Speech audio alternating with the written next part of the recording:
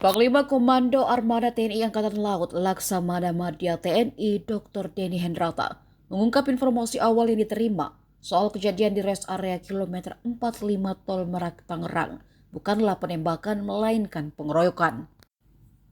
Dalam jumpa pers yang digelar Senin 6 Januari 2025, Denny menjelaskan jika 3 anggotanya yang berada di Pangkalan Pondok Dayung Tanjung Priuk, Jakarta Utara telah mengalami pengeroyokan. 3 anggota itu adalah Sersan 1 inisial AA, Sertu inisial RH, dan Kelasi Kepala inisial BA.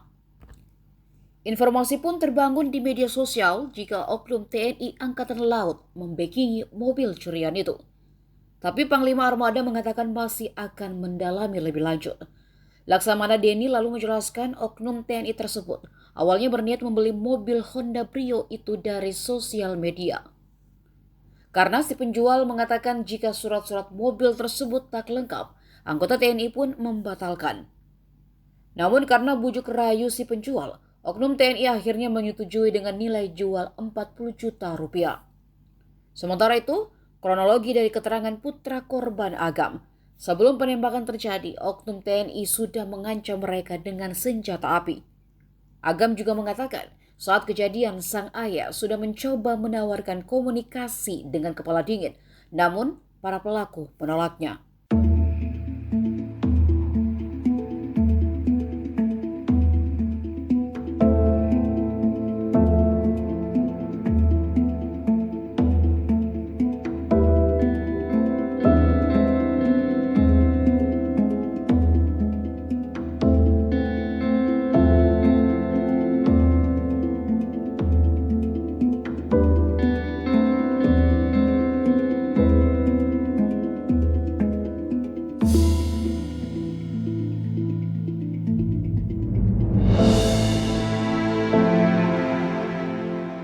Kami ingin menegaskan bahwa TNI Angkatan Laut tidak tinggal diam menghadapi permasalahan ini.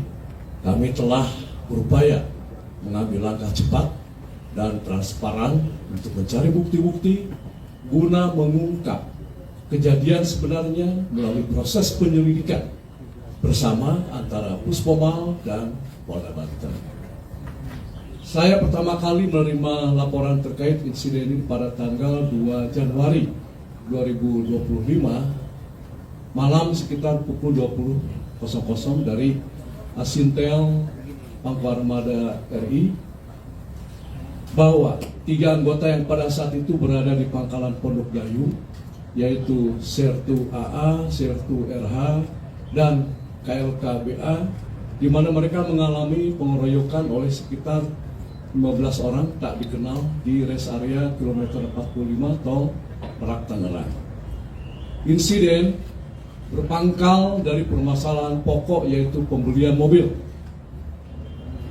Dalam insiden tersebut diakui bahwa salah satu anggota melakukan tindakan penembakan.